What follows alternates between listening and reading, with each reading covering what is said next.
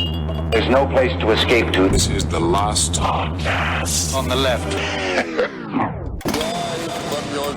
That's when the cannibalism started. What was that?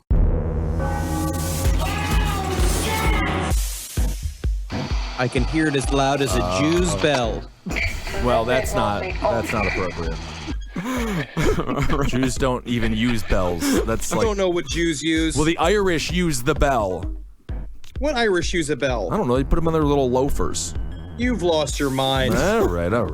Irish don't use bells because they got to fucking sneak their way to the liquor cabinet when their mothers fall asleep.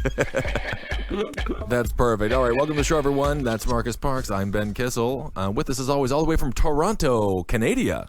Kalaxar, do you notice when we pull the semen from the black man that it is whiter than normal?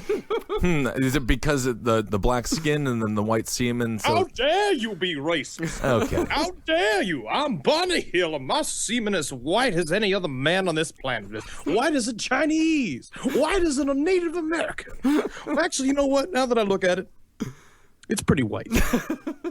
That's good. That's healthy. It's better than a yellowy sort of stucco type color. There's just so much of it. What do we do with this amount of it, Klaxar? I don't know. I say we put on what these humans call a birthday cake. Ooh, that sounds excited. Betty and Barty Hill, we're on episode part 2. Mm-hmm. It's very exciting. Where are we right now in this story, Marcus? Well, right now we're at November 23rd, 1962. We're just a couple of months after the event. They're still very disturbed by it. So they go and attend a meeting at their church where the inviter... Because you can imagine this, too. So Betty and Barney Hill have both been they've been trying not to talk about this, but Betty just won't shut her ever-loving mouth about it. And Barney is up to his fucking eyeballs with this kind of storytelling. Because when it comes down to it, it's like sometimes things that happen within a couple should be private. Mm-hmm. Right. But this is a pretty fun event if you did get abducted by an alien with you and with your, you know how girls always are like, let's solidify our relationship by telling all of our friends about it. But in this situation, the thing that sort of made the relationship bond involved an alien encounter. Mm-hmm. Yeah, if only there was a Facebook button that could share that. Yes, it's just like today, Betty and Barney were both raped in a UFO. In a UFO, you say? A UFO. And before they started doing their hypnotherapy, basically, so Nightcap at this time, so we had already said that they had written a letter to Nightcap and basically told them flat out, we saw this UFO. They were very interested when they found out that they had 2 fins coming on either side of the craft, so they took it very seriously. So they sent 2 investigators, and one little thing I wanted to talk about before they went to the hypnotherapy section of their story is that these investigators showed up, and what's really kind of fun is that this was like old school 1960s, black frame, scientists with slick back hair who were like, we must address the alien problem. And so it's like they were really serious about it. Yeah, back when scientists really took care of themselves, they would put goop in their hair, nice gels and things like that. They all looked like rockabilly stars. Yeah, now all scientists smell like guys that play bongos for jam bands. Oh, they're disgusting, and there's too much skin on their face. You got to get rid of the dead follicles. Pull it back, just a little bit back. Yep. So when they showed up to basically question them about the UFO experience, a couple of questions they asked were really interesting. One was, did you have any nitrates in the car? Which is a thing that I guess apparently in the 1950s up into the 1960s, beginning UFO sightings happened around oftentimes large natural sources of nitrates, and also factories and shit like that had nitrates in them. Nitrates? Which is very interesting.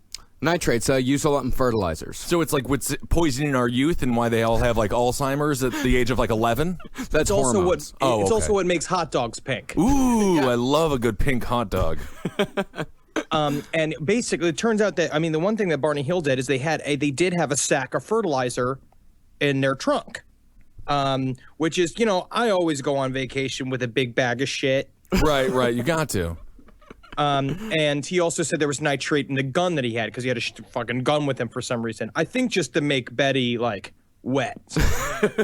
And another thing that they asked them when they sat down with them was why did you go on the trip?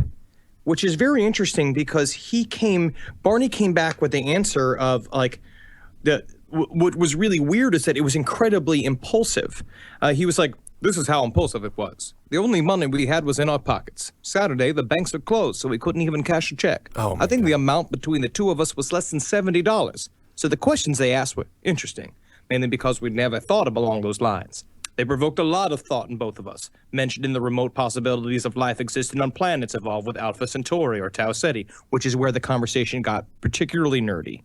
Right, Which was, which was news to me. That's the point in the date normally for me when she leaves, when she glosses over. Yeah. Right. Betty, so this was the greatest date ever? They had $70 in 1962 currency. That's quite a bit of cash. What do you think, $300 modern Something day? like that. But on the other hand, it's $300 to go to Niagara Falls and back. And Toronto.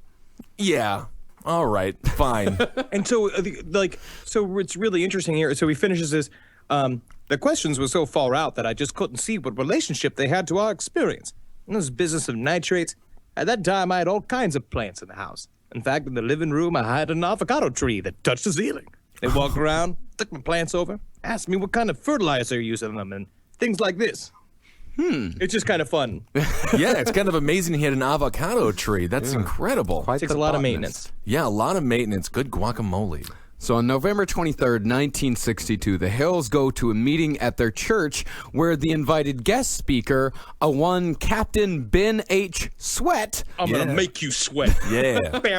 You just stand up at the church and just lift it up. He's just like, I feel like I want to praise Jesus. And they're like, amen, amen. Before Richard... I just want everybody, that's like sing his name high up to the rooftops. The only way I can do that is by getting this dick hard. Yeah.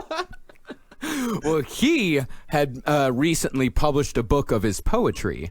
So he read selections from his poetry book at church, Unitarian church, by the way. Okay. And the pastor then asked him to discuss his personal interest in hypnosis, which the Hills were very interested in because somebody had suggested to them that, okay, you've got all this missing time. You're really, you've got a lot of stress, a lot of anxiety. Maybe you should look into hypnosis. So Betty Hill saw this as somewhat of a serendipitous event. So after the meeting broke up, she went Especially when after reading about 15 poems about planes.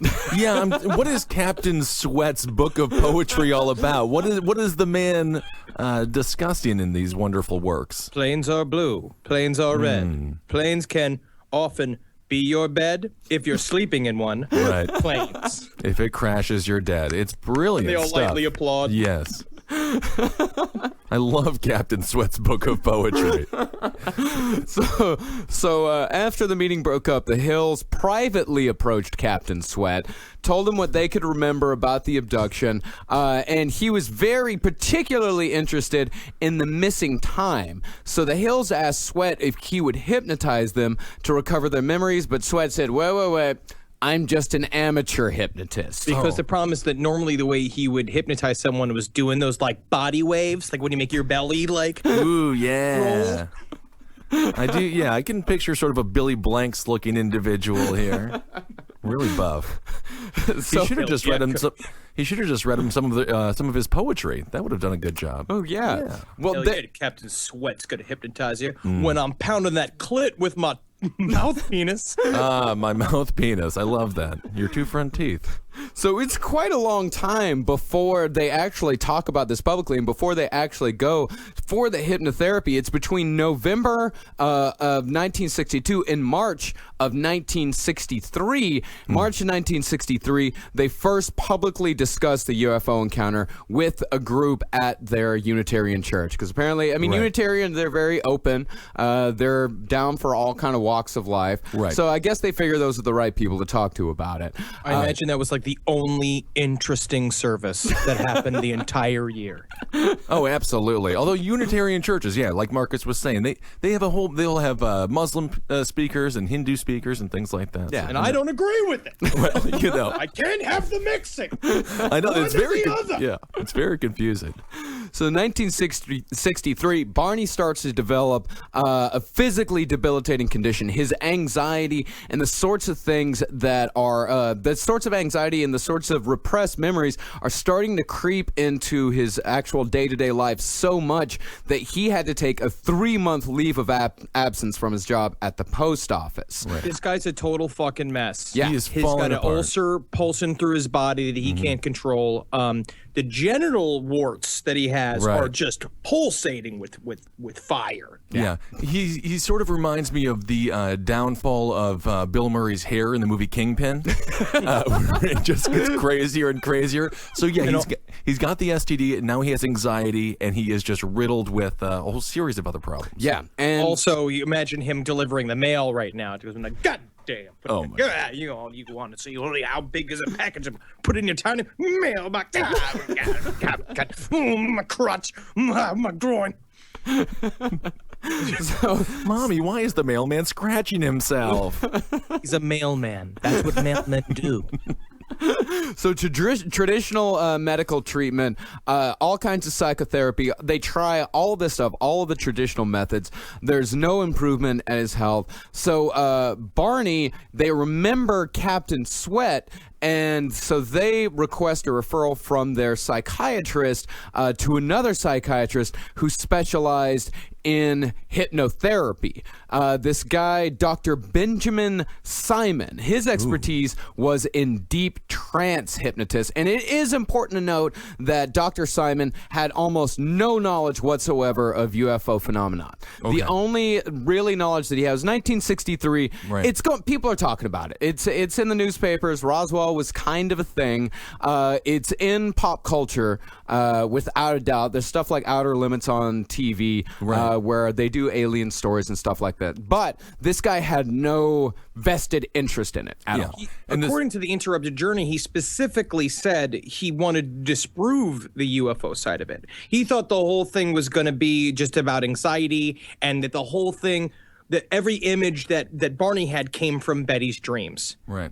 And space was very in vogue at this point as well, because obviously with the space race going on with the Russians, this was, people think that we get smarter through time. I would argue that people in the 50s and 60s had a much more of an explorer, mode in their mind going on at all times. They were looking at the sky and they wanted to get to that moon. Yeah, man. In the 1950s, too, it's like right after basically this is like the atomic age. Like, this Right. is the time where America is at its height of, like, optimism.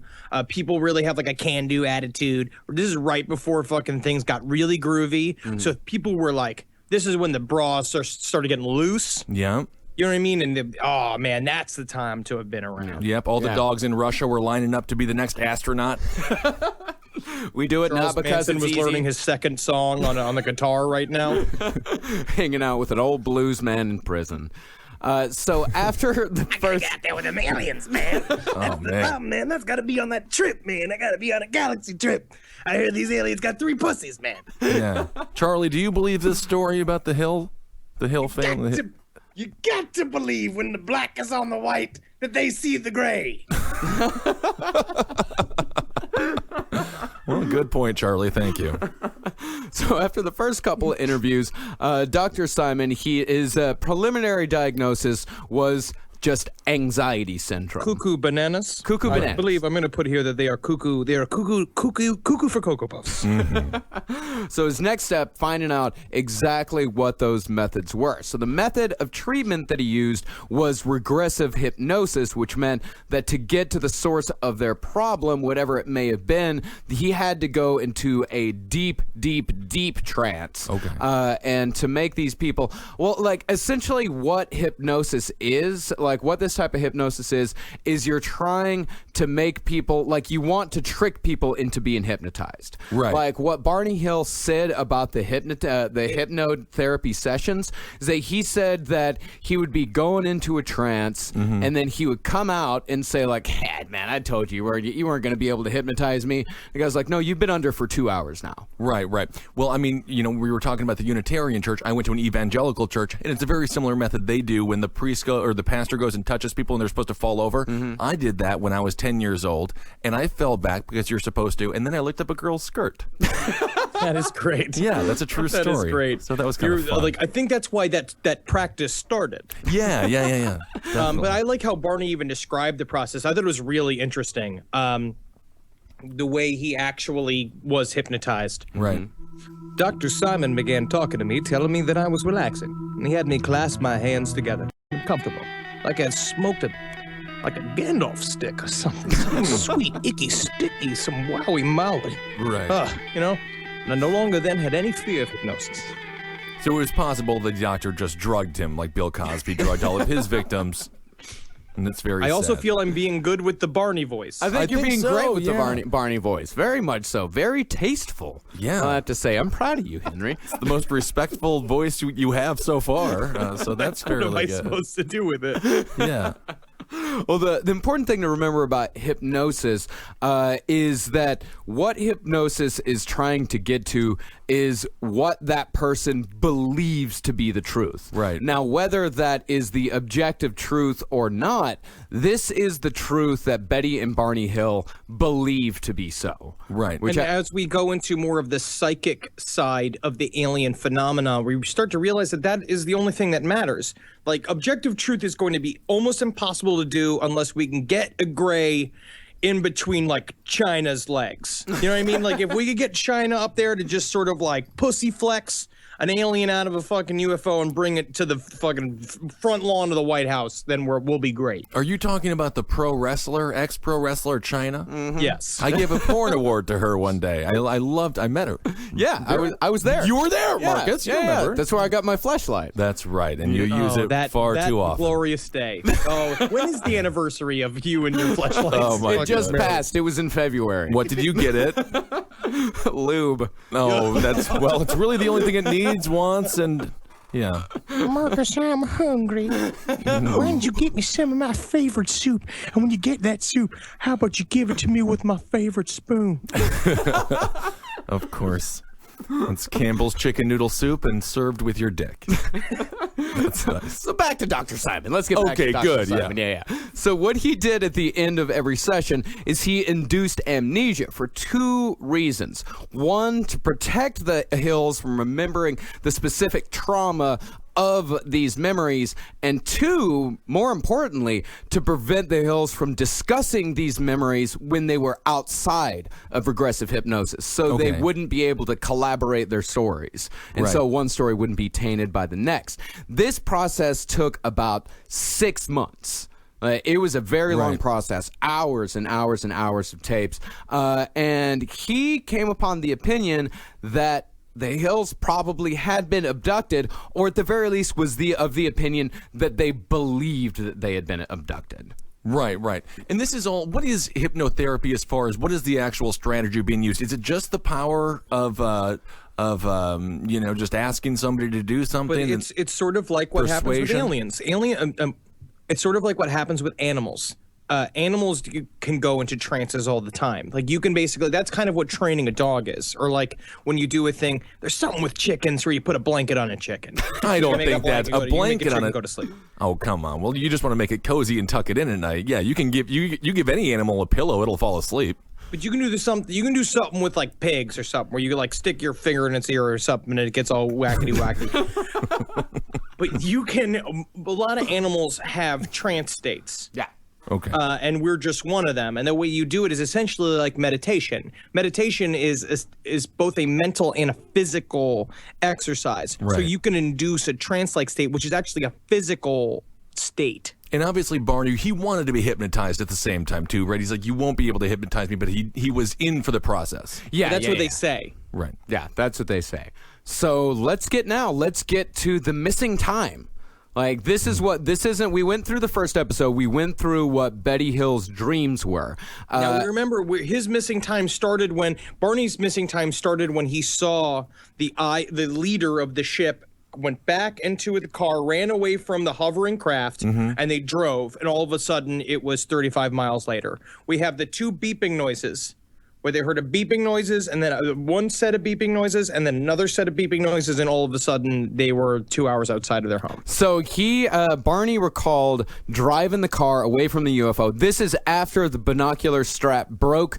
This is after he had looked at him. This is right before the missing time happened. And he said that he's driving down the road, and he said he felt irresistibly compelled to pull off the road and drive into the woods, which is consistent with Betty Betty's dream of seeing the roadblock, of seeing, being diverted off. Right. And we've got some footage of that that we're going to play. Oh, and by the way, this is from Kathleen Martin and Stanton Friedman. This is from their PowerPoint presentation. This is about an hour, 8 minutes in, which... I would say this is my 5th glass of scotch in. Right. This documentary. All right, let's go. Then I thought, well, are they in a car and the car broken down, or what are they doing there? And Barney, of course, had to stop. And then he stops the car, and these men started to come up to the car. They separated. They came up in 2 groups. And when they started to do that, I got real scared. And the car motor died, the car stalled, and when they started coming up, Barney tried to start the car. He tried to start it, and you know how a motor of a car would just turn over, it won't fire. And he started the car. I start the car, it won't start, and then it goes, and I think, well, I can't get away from it. If I get the car door open, I can run in the woods inside. And I'm thinking it, and I just put my hand on the car door and open it. And they come up, and they open it for me. And they open the car door, and there's not very big men.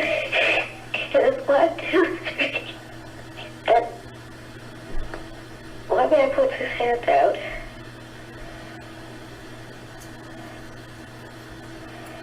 I don't know what happened. Did that sound like a trip to the grocery store to you? The legend of a trip to the grocery store? Oh, She had such a hard-on about the fact that, because that's a part of what they were saying, is that she... that when Betty was talking about this during her hypnotic regression, that they were like, oh, she didn't really experience it because she was talking about it like it was a trip to the grocery store. Right. I just want to, if I was with Betty, I just want to be like, so Betty, is the date going well? What's happening? I love the story. The way that she was contemplating and choosing her words so carefully, it reminded me of myself at a Taco Bell. It's very important what comes out of your mouth, and you really want people to get the point. Because you're bleary-eyed hammered. Right. Yeah. You are trying to sound Spanish a little bit. So you're like, excuse me, can I have a chulupa?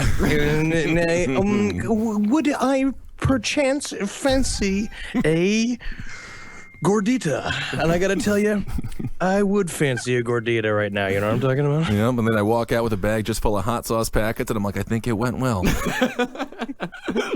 So Barney, super anxious at this point. They're still outside of the car. They haven't gone on to the actual UFO yet. He said that the leader asked him to close his eyes, and when asked how the experience felt, like, this is fucking terrifying, Barney said, I felt like the eyes pushed into my eyes. Oh, those eyes. They're in my brain. Those eyes, these eyes have seen a lot of love, but they're never gonna see another lover like I had with you. And now, here's also what's really interesting, because originally when they described these aliens, when Betty originally described these aliens, she said that they were, like we said before, gray-skinned, purple lips, large noses, right? Kind of like little Jimmy Duranys. Exactly. But now, which our younger audience will have no clue. Google Jimmy Durante. You'll love Jimmy him. Durante, back when entertainment was something special, when entertainment wasn't done by beautiful women with big tits. It used to be done by ugly guys. The Italians used to have power. It's weird anybody would give those meatball addicts any sort of power. Oh, it's ridiculous. Crazy America, huh? So the discrepancy. So when she, in her dream, she saw this entity. But now, when you in the regression, you're going to see that they both are going to describe these creatures as bald-headed alien beings about 5 foot tall, with grayish skin, pear-shaped heads, and slanting cat-like eyes, which is the very first mention ever of, like, basically of a description of a gray. But what's really interesting was I was reading another book called Revelations by Jacques Vallée, my favorite French biologist. This is a bit of a rabbit hole here that we can't really I'm only touching the surface of. All right, this is just the very beginning of my hotel existence. Right. Yeah, I know. That I got into this. Yeah, we gotta get you back in a house. I do feel like that would be kind of a good thing for research is finally getting to its apex. you. Okay. There was supposed to be, in 1974, there was supposed to be a documentary made with conjunction to Project Blue Book and our U.S. government by two producers named Robert Emenegger. Excuse me? It's Emenegger. Okay. It's like Schwartz. It's as racist as Schwarzenegger. You were doing so well on this episode, and then and Alan Sandler. And basically, they were talking with a guy named Colonel Willie Coleman, who said they had this footage of an alien landing, and what they wanted to do was do full disclosure. And when the government had come out and say, "Hey, we are working on the alien problem. We've met a couple, and we want everybody to know that we're handling it." And there was a man named Paul Schertle, which is a terrible name. Schertle. Okay. Schertle is that tiny smear of shit. I shirtled my pants. And he said that he have this footage. Basically, they were going to release to these two producers of a craft landing at Holloman Air Force Base, and the shaft opening up, and two guys coming out of it that are gray skin, purple lip, big noses. They basically go with the general to a commissary and have fucking lunch with each other, and it's all videotaped. It's supposed to be like 800 feet of tape, and they got it, apparently, and they were supposed to give it to these producers to make this big tell-all, like, alien documentary, and then, for some reason, it didn't go through. So, aliens are very interested in fertilizer and military lunch? Is that right? I think they need It's the ration lunches. Oh, But I see.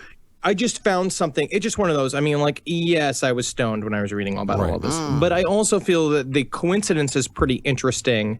That same description of alien is used in this one book from technically a military source, and then also from Betty Hill's imagination. Right. It's very, and I wonder. That to me again leads to the idea of an objective truth is impossible to find with aliens because of the psychic nature of the phenomenon. Well, no, I agree completely. Yeah. We all put our own, when we see something, we all make sense of the things that don't make sense in our own way. While they may be similar, they're probably not, when I see a gray, it's probably not going to look exactly like what Ben sees when he sees a gray. No, when I see a gray, I see a future wife, and you just see a piece of thing that you want to throw away, a piece of trash, Marcus. Treat grays with some respect. I'm looking for love. What makes you a colonel, Willie Coleman? I bought the pins. I just feel like there's a lot of people just like going to military thrift stores and then entering a common man and coming out a colonel. I think that's going to be a new little hobby of mine in Toronto. Where I'm going to go on Craigslist and start putting out like things, just being like, you want to know the truth about aliens? Like, meet me at this coffee shop, and I'll just go to the coffee shop dressed full like fucking Beatles from like what's it Sergeant Pepper's? It's like Sergeant Pepper's, like full Sergeant Pepper's, like Royal Canadian garb with a big Mountie hat on. I'm glad that you could come. Yeah, if you could just start dressing like you're a part of the military, that would make me so happy. And just scream about aliens on the street. You'd make General Stockdale look totally sane. Before I can tell you the truth about aliens, I'm going to need to make this official by playing "O Canada" on the kazoo. And that's the thing, you play "O Canada" in this place, everybody's pants fucking drop. So how's filming Heroes going?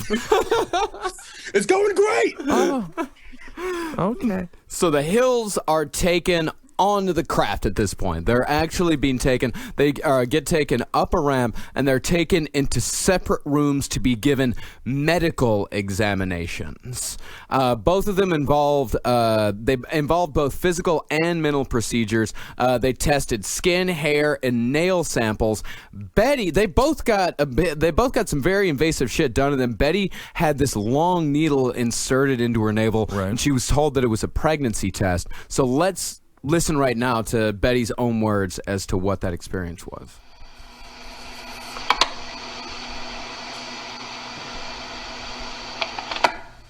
So then they rolled me over on my back.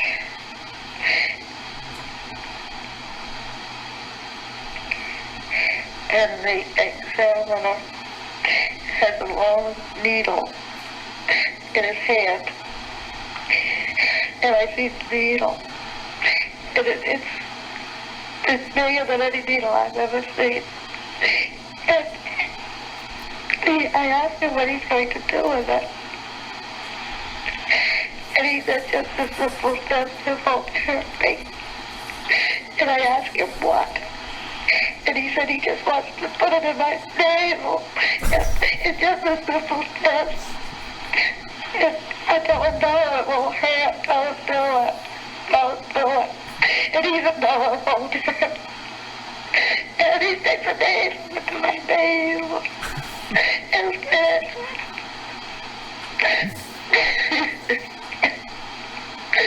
And I'm crying and I tell him it's hurting, take it out. And then the leader, he goes over and he puts his hand, runs his hand in front of my eyes. And he says, I'll be all right. I won't feel it.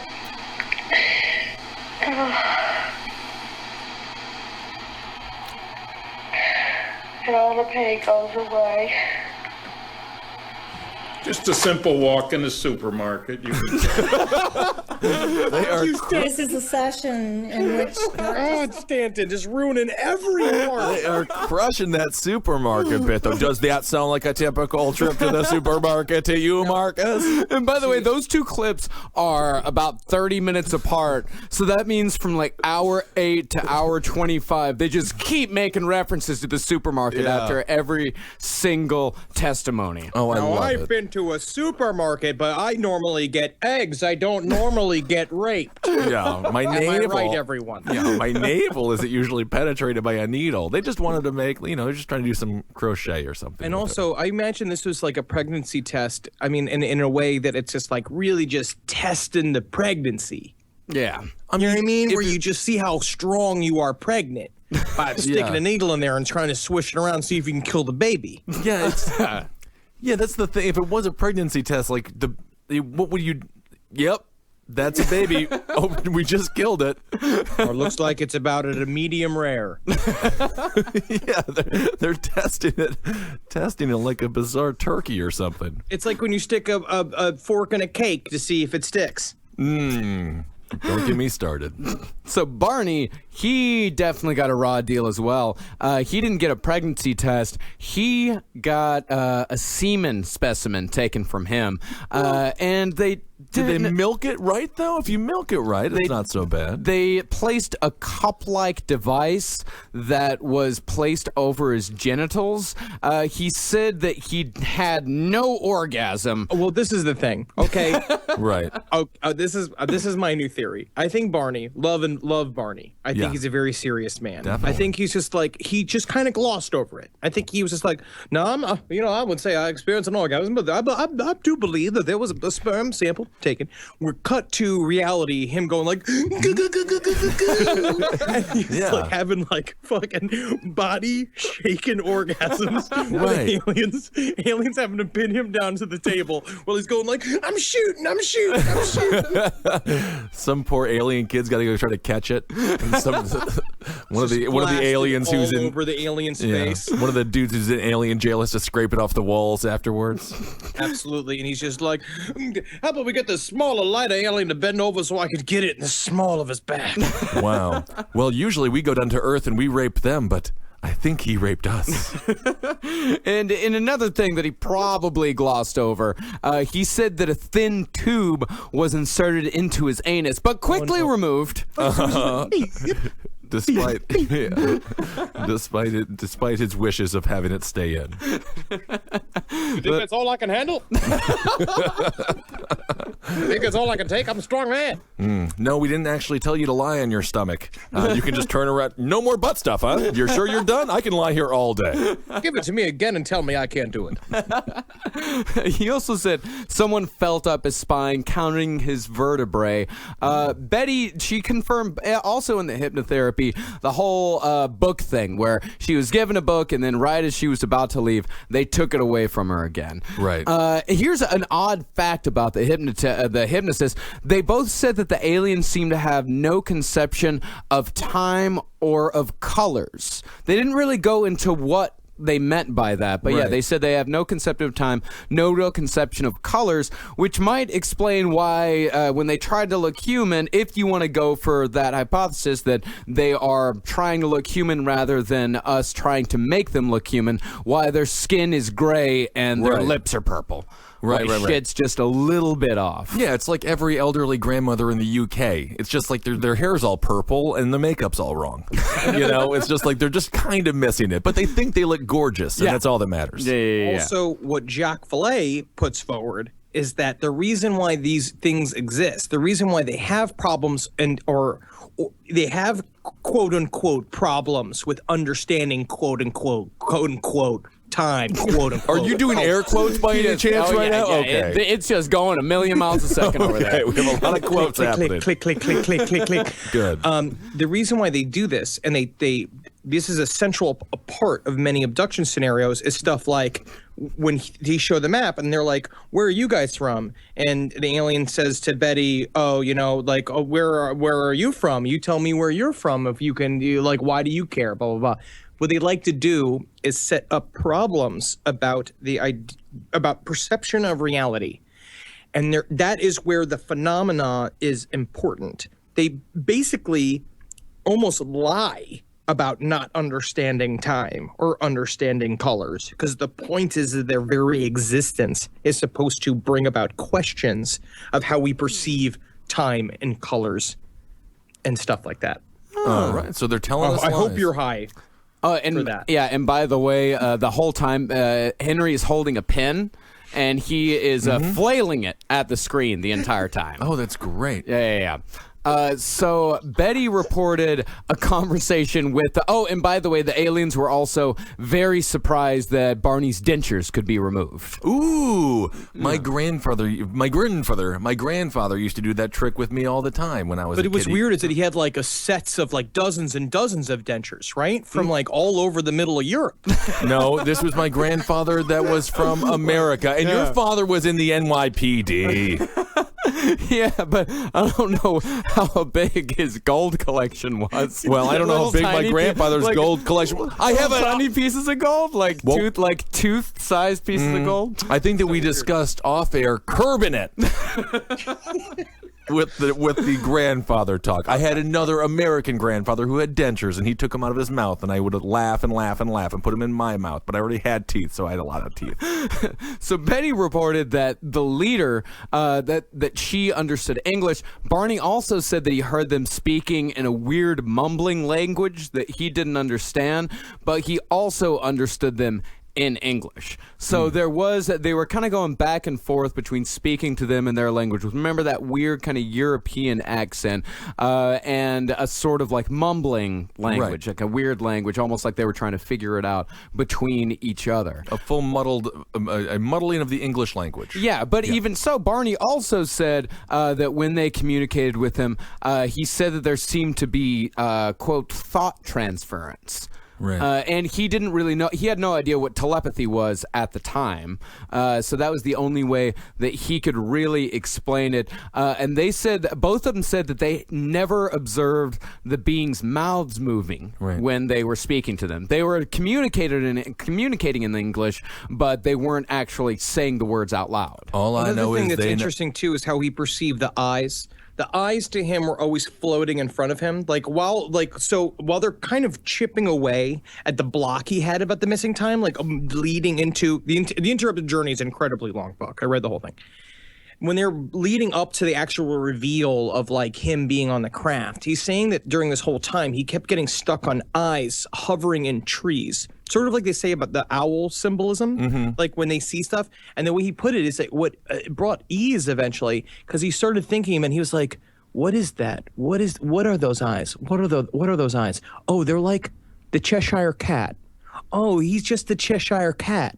And started getting focused on this thing. It's very interesting how he perceives how telepathy can do that, just kind of override your whole function of perception. Right, it all becomes gobbledygook. Yeah. Mm-hmm. So he just knew that they knew that he was thinking what he was thinking, and he knew that what they were thinking, even though no words were expressed. Yeah. Yeah. They both expressed that. That was both reported by them. Also, when you go to Taco Bell. Yes, they know I'm in there to just buy half of the menu. And if it's a Pizza Hut combo Taco Bell, I'll throw in some breadsticks, but put some cheese on them, but just charge me for the breadsticks. That's one of my funny jokes. Yeah. So as they left the craft, the way they explained, the way they described the treatment that the aliens gave them is that the aliens treated Betty and Barney how humans might treat experimental animals, right. Like how we would treat a monkey in a cage. Still well, but also still with no emotion.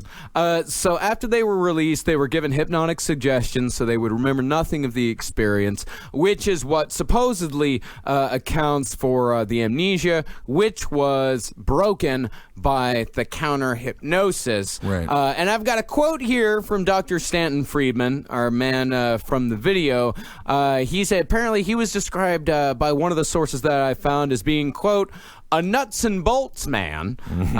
He issued a statement that said, by no stretch of the imagination could anyone who knows them conclude that they were nuts. I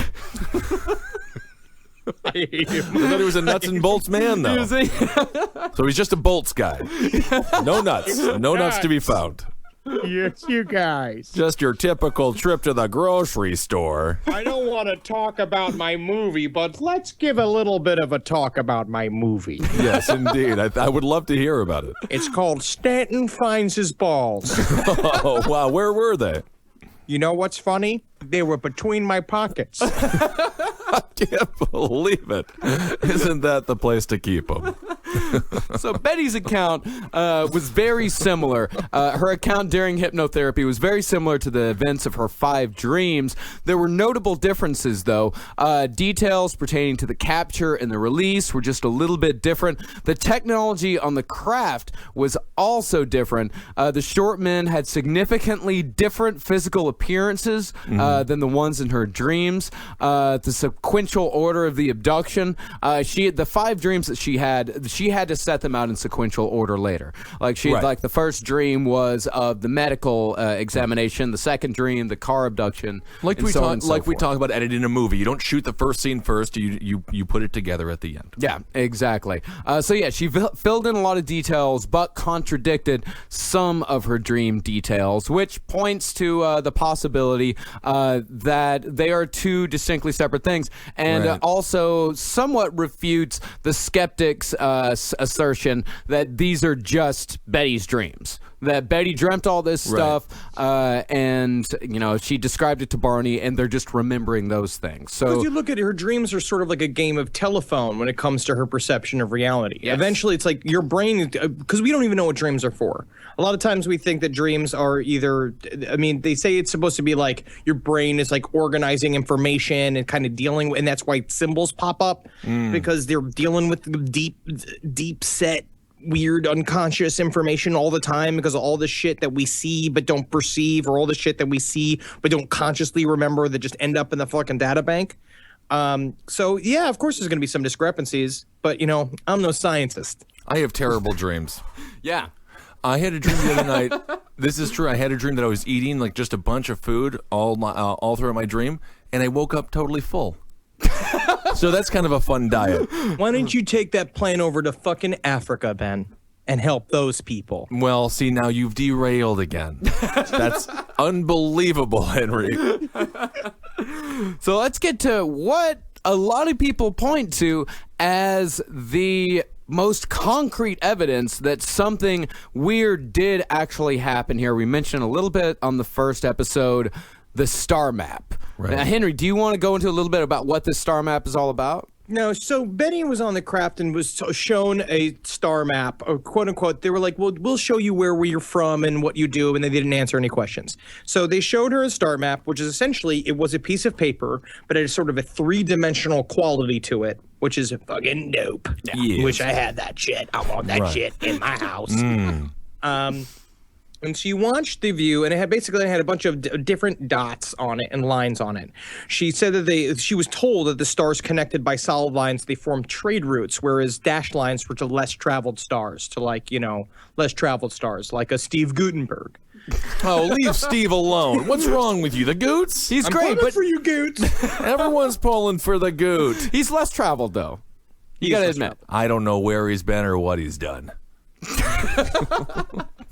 So basically, she saw this star map. The alien showed it to her. Basically, it seems like, in the way she put it too, and the aliens, when they spoke with her, they had sort of a bemused sense of humor about. They were like, "Oh yeah, let's show her the map.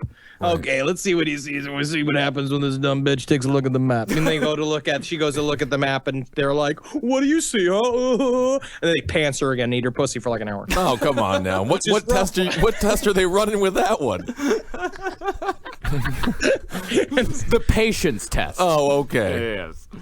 So this star map, during her post-hypnotic regression, she was able to reproduce the star map that they showed her. It was very crude, but it was still a star map. And at the time, they showed it to astronomers, and they said, okay, this doesn't really match any of the constellations that we know of. But about 8 years after, when more powerful telescopes came into use, they sent it back to some astronomers, and they say, like, okay, actually, this does match a certain star system out there.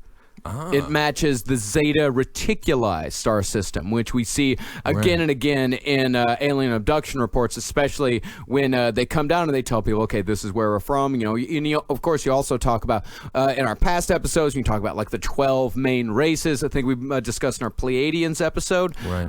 A lot of this is centered around Zeta Reticuli. Now, which is also really interesting. There was basically in sort of early science history, there was this paper that presented evidence and deductive scientific reasoning that said apparently Nikola Tesla, another scientist named Todd, another scientist named Marconi, did this UFO study, and they were basically observing laboratory data and related phenomena that suggested the possibility that they were monitoring interplanetary communications during the period of 1899 to 1924 on radio waves. Yeah, Marconi invented the radio. He knew what the fuck he was talking about. So all the shit kept popping up on an old-timey radio, and they're like, what the fuck is going on here? And I guess during that same time period, this Russian theorist, Konstantin Tsiolkovsky, deduced a model of an intelligence existing independently of terrestrial influence, and the paper examined the possibility of identical radio signals in this time span, possibly emanating from Tau Ceti, which is right next to Zeta Reticuli. So maybe we're getting some of that shit. So it was Marconi, Tesla, and Todd. Those were the three that did it. Well, Todd was the one who brought Nicola the burgers. Giacometti and Todd. Hey, I'm Todd. Yeah, I'm part of the project. That's Todd. Yeah. So, no, you guys wear muscle shirts, huh? Yeah. Yeah, my wife's a real bitch, but you should see the fake tits that I bought her. Yep. So on August 4th, 1969, this is what this woman, her name is Marjorie Fish. She was a school teacher, amateur astronomer. She got involved in the case in 1969. And unfortunately, the same year that Marjorie Fish got involved in this case was the same year that Barney Hill died from a cerebral hemorrhage. Okay. So Barney Hill died not too long after the actual event, just about 8 years. Oh, okay. So he died in 68 or 69. 69? He had been in poor health for like years. Yeah. And the stress of this whole thing essentially killed him. Yeah. It really did. Right. I mean, he was after the post-hypnotic suggestion. They were after they had kind of gotten all this stuff out. They were definitely improved. It helped them. Whether this whole thing happened or not, whether it's real or not, the fact does remain that this post-hypnotic therapy did help the Hills. Right. It did help them get over their anxiety. It did help them get over their fears.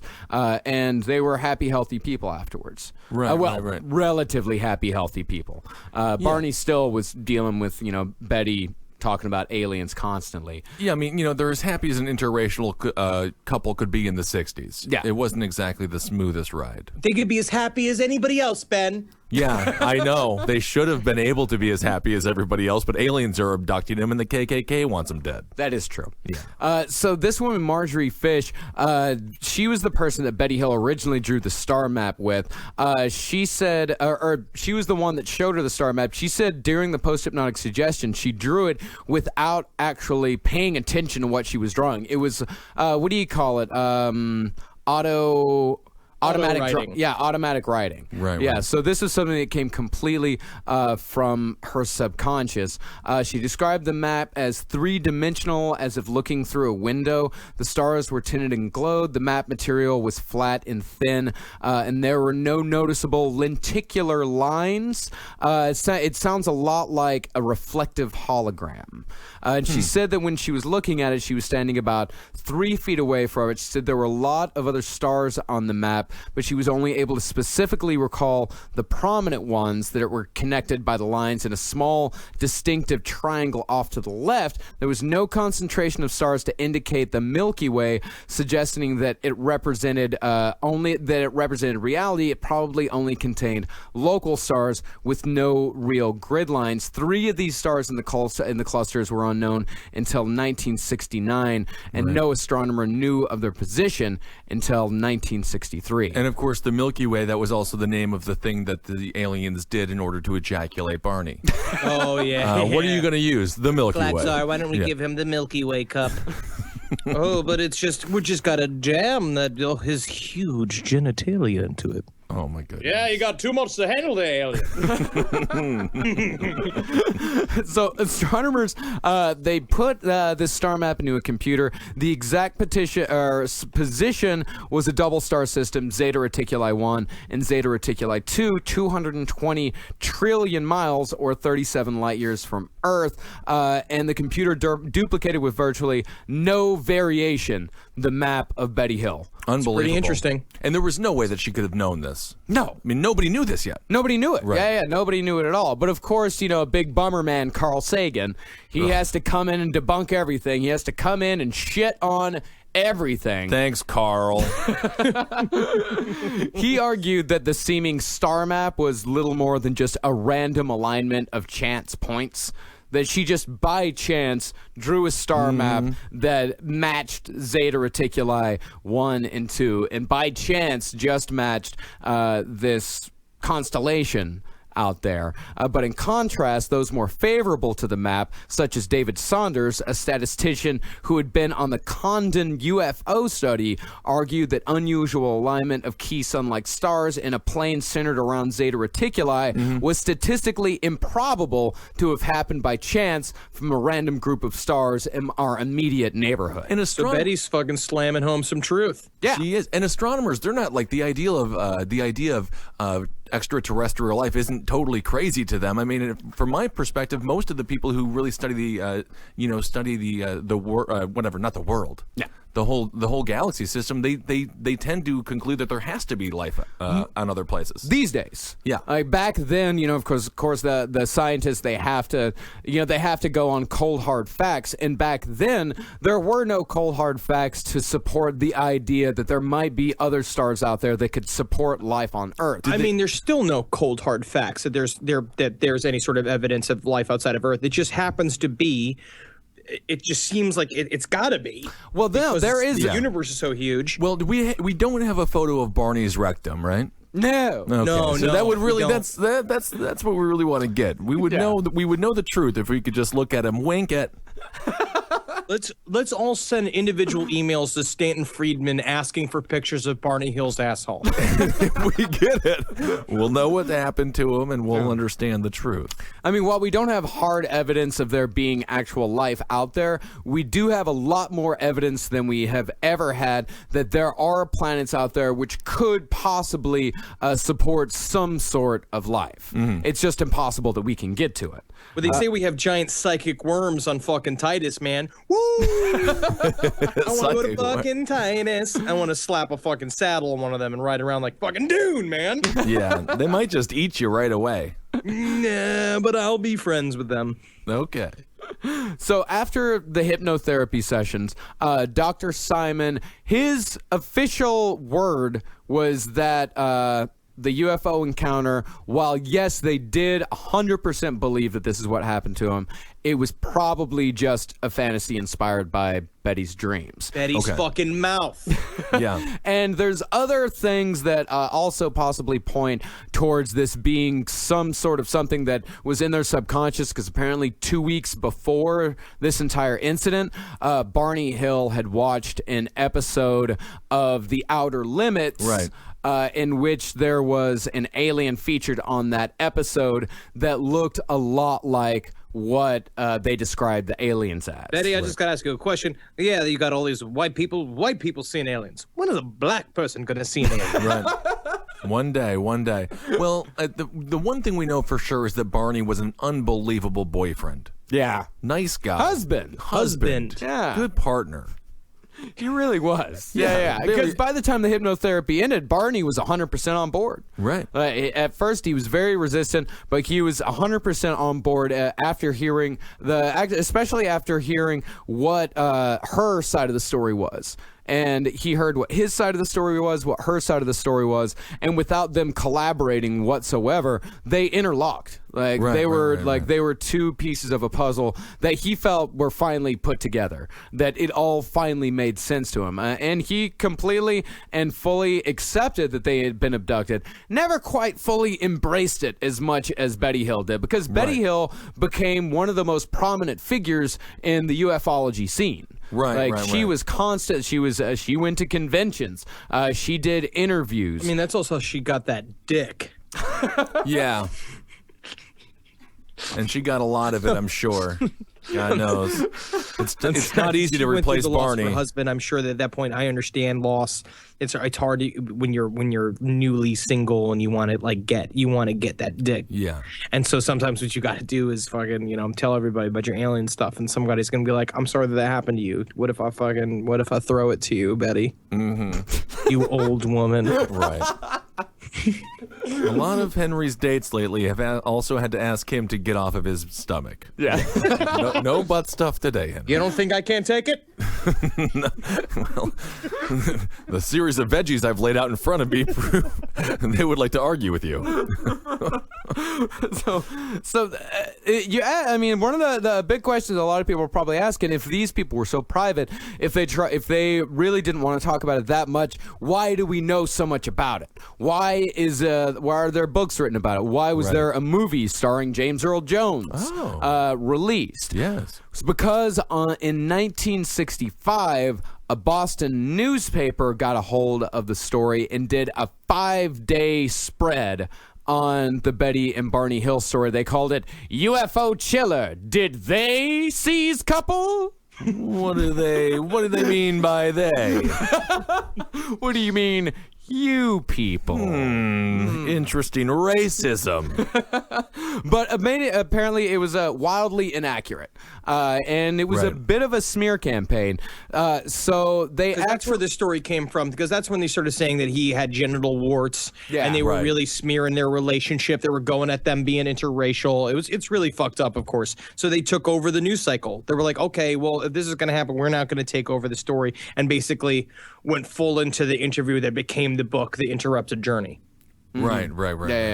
So as the facts of the Hill case came to public knowledge, after they came out, after Simon released the tapes, after they actually had made some public statements refuting this Boston story, two notable, respected professionals investigated the story and made their conclusions. One was Dr. J. Allen Hynek, who at the time was professor of astronomy at Northwestern University and later to be an Air Force consultant on aerial phenomena. He eventually would create his own UFO studies. The other, of course, Stanton T. Friedman, who it must be said is a nuclear physicist. No, and that's the problem. Yeah. It's like that's what it is. That's what nuclear physicists are like. They're big, fat, annoying. They wear dumb pants, have big, thick glasses. They just have very important brains. Yes, they do.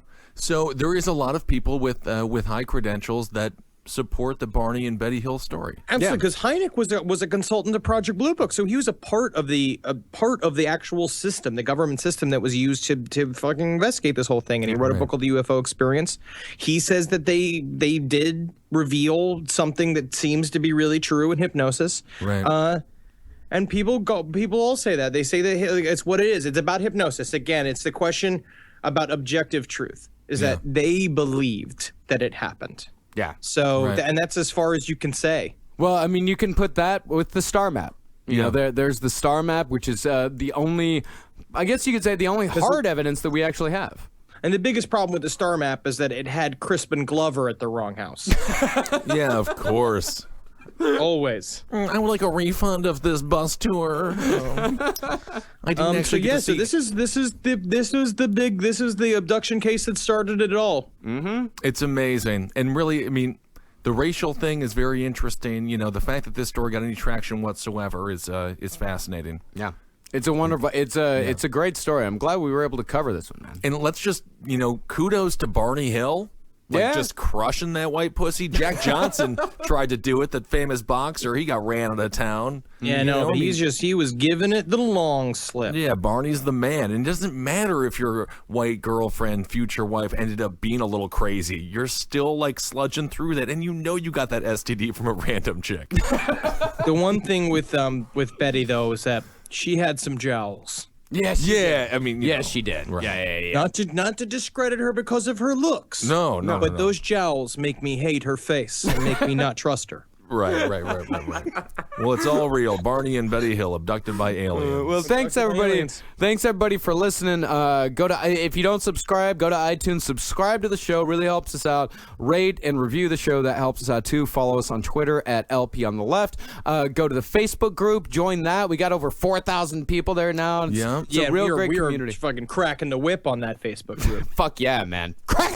Well, be nice to each other and stuff like that, and contribute stories that are fun. I don't personally mind the gore, but the Facebook group does reflect on us. Yeah. Play to the height of your intelligence. And people don't like the new people joining, but the new people joining are the reasons why it's successful. It's the reason why we just love doing this podcast. It's our favorite thing on the face of the planet. It's a lifeline for me. It's how I reach out. Oh my God! Yeah, and you're doing such a good job doing that. Yeah. Yeah. So, if you post a gore, then wait 5 more posts until you post another one. Post paranormal or something about Michael Myers or Freddy Krueger. Anything. Yeah. And you know what? The gore, some of the stuff is pretty cool. Someone posted a Ouija picture the other day, very cool. which is really cool. I mean, that's got some historical context, but I don't want to see some dude who just got his head run over while he was on his motorcycle. That's not contributing anything. So, put something out there that contributes something, that might actually spawn a conversation rather than just having someone go, ew. But and I just want to give a shout out to Mandy. What's up? Mandy's up. And I also want to give a shout out to Carmen, Amy, and Tim over in Australia who gave me quite a series of drunk messages. But you guys are on the opposite of the planet. So you're sending me stuff and I'm just waking up to it. That's great. Let's give a shout out. You know that. And let's give a shout out to Natalie Jean, who is actually in studio listening with us today. She's a horror icon. Find some of her works. Yes. And she's Ben's hostage right now. Yes, very good. And I'd also like to give a shout out to the mysterious benefactor who sent me a Scientology book, but did not include a name or a forwarding address. Was it Miscavige? Ooh, it might have been. Yeah, Bring it, Miscavige. Where are you at, Miscavige? Yes. Also, Lord Andros, talk to Crystal again. Okay. Okay. What, now you're just doing personal connections, That's Henry? what happened. You're That's what I did. you're turning into Delilah? What is wrong with you? Love lasts only when love is gonna last. Perfect. And if you want to really help us out, go to cavecomedyradio.com/last podcast on the left. You can buy a Last Podcast on the Left t-shirt there. They're $25 for domestic, $40 international. And you can, and hell, if you want to just throw us $1 or $2, that really helps out a lot too. We've had a bunch of people do that, and that stuff really adds up, and it really helps us out. Last thing, Heil Geen, everyone. Yeah, I'm going to give a hail yourselves. Thanks so much for supporting all the CCR shows that especially Marcus and I do together. Yeah. Hail Satan. I am getting a grasp. Getting a grasp. I'm gonna say grasp. A grasp? on chaos magic. And so shit's about to go down. I don't know what's gonna go down, but shit's about to go down. It's going to be big, yeah. Yeah, So, and since you're doing chaos magic, you can say Grisp. You can do whatever you want. That's right, man. I'm my own avatar, man. Henry, quick update. Dating life, how you doing? Things are fine. Things are good. Things are. Toronto is Satan works in mysterious ways. Yeah. I got weed. Okay, good. So Satan brought you a weed dealer. That's all that matters. Let's do a Magustalations. Magustalations, everyone. Hell me. Goodbye. Fuckers. You're fuckers. Oh, leave him alone. For more shows like the one you just listened to, go to cavecomedyradio.com.